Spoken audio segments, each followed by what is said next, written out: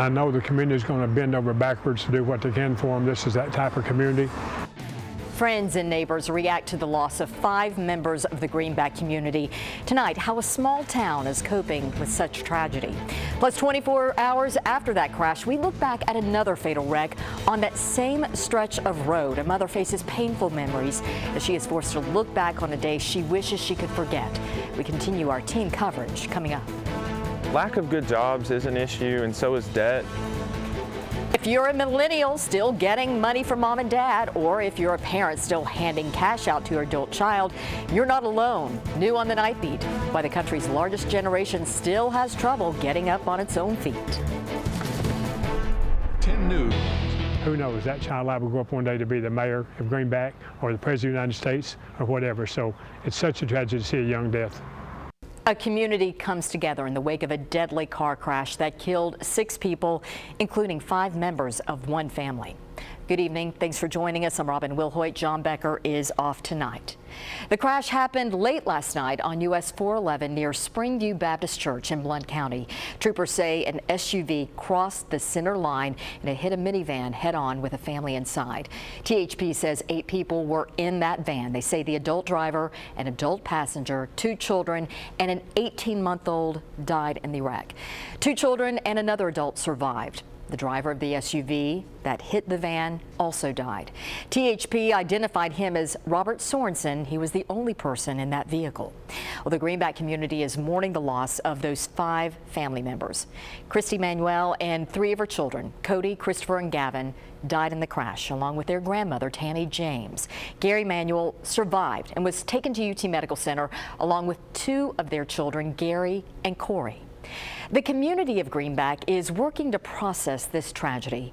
10 News reporter Aaron Wright is live at UT Medical Center and talked with community members hit especially hard by this tragedy. Aaron.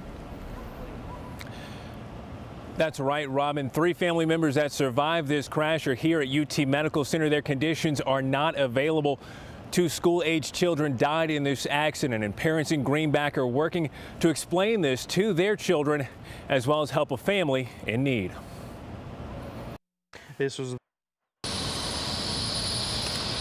Peeler says the family was preparing to move. Now that step is on hold as they prepare to bury 5 family members, and more hopes to raise money to help pay for those funeral expenses.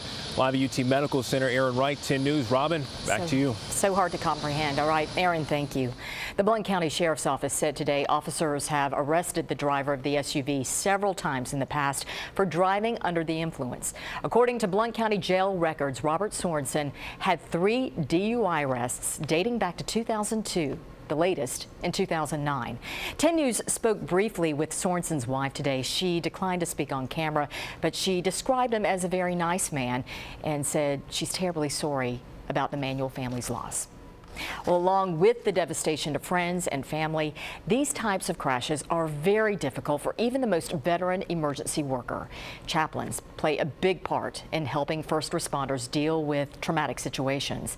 A chaplain with THP was one of the first people to show up at the scene of Thursday's crash. He says everyone had to pull together and support each other to cope with the carnage they encountered. The screams, the children, the looks on the faces of the family that when you tell them their family members are dead. Their screams when you tell them.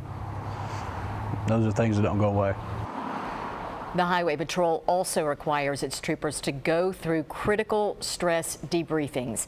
That's where the workers sit down and talk about the crashes, kind of an emotional first aid.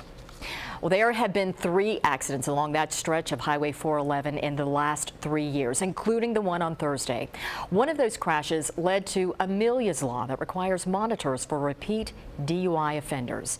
10 News reporter Steve Butera spoke with Amelia Cowan's mother this afternoon. And Steve, last night's crash brought up some incredibly tough memories for her. Yeah, we spoke to her this afternoon out of Florida. That's where she lives now. Amanda Morris says that she wanted to look forward after losing her daughter back in 2012. But once again, the focus is back here in East Tennessee. Woke up about midnight. Family's tragedy. Amelia's Law would only apply for anyone convicted of an alcohol or drug-related crime after July 1st, 2014. That was when the law was signed. Robin. Right, Steve, thank you.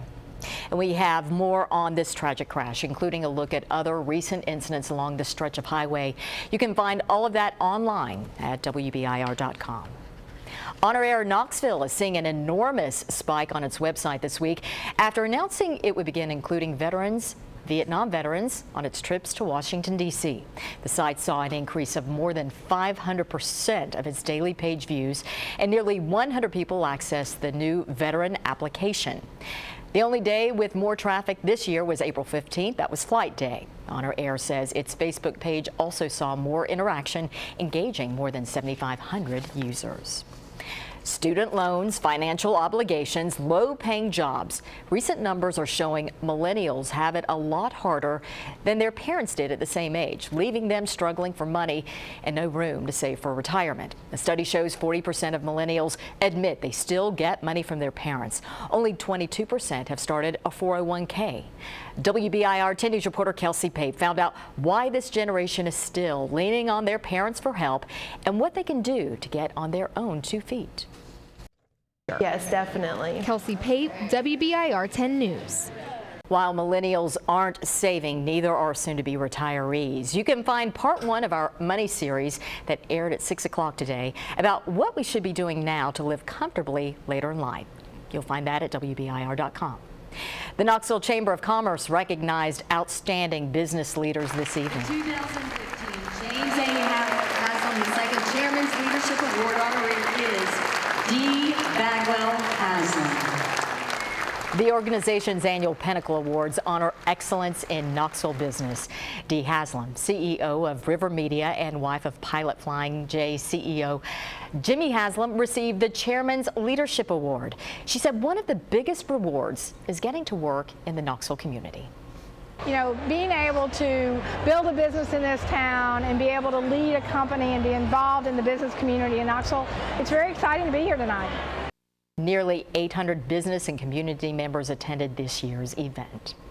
Mother's Day is fast approaching, and WBIR wants to celebrate moms of all kinds with your pictures. Submit your favorite snapshot of you and your mom for our Salute to Moms. Just use the hashtag 10moms on Twitter and on Instagram. You can also upload your photos to the Your Take on WBIR.com and the WBIR app. A project is looking to transform Knoxville's health. One of WBIR's own has taken on that life-changing project. How a few months of hard work has become a lifestyle change and how you can get involved.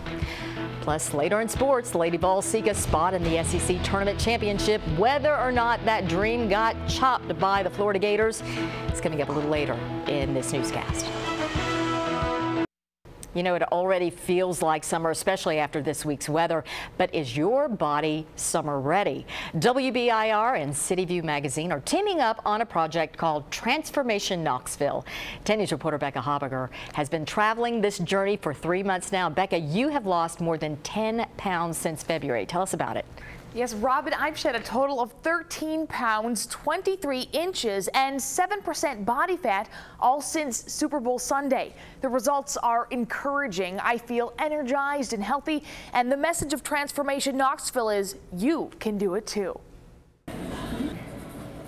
The journey is not over, by the way. Nathan and I will be continuing the Transformation Knoxville project through the summer, detailing our progress online and in the next 2 issues of City View Magazine. In fact, the May-June issue is now available online and will hit stores on Tuesday. You can also follow our blog online. We'll have a link to that on WBIR.com. Robin? You look fantastic, and you are an inspiration. Thanks so much, Becca. We turn now to meteorologist Todd Howell. If you want to get out and enjoy and work out, is next. 2 little boys from Greenville are making sure the newest resident of the Appalachian Bear Rescue knows he has fans. The boys sent their allowance to help Marvin Bear and the rest of his new bear family. Their grandmother wrote Marvin a letter on their behalf, and the boys signed a Get Well card. The Appalachian Bear Rescue responded to the boys on Marvin's behalf, thanking them for their donation and the letter. And we thank you for watching. Hope you have a great weekend.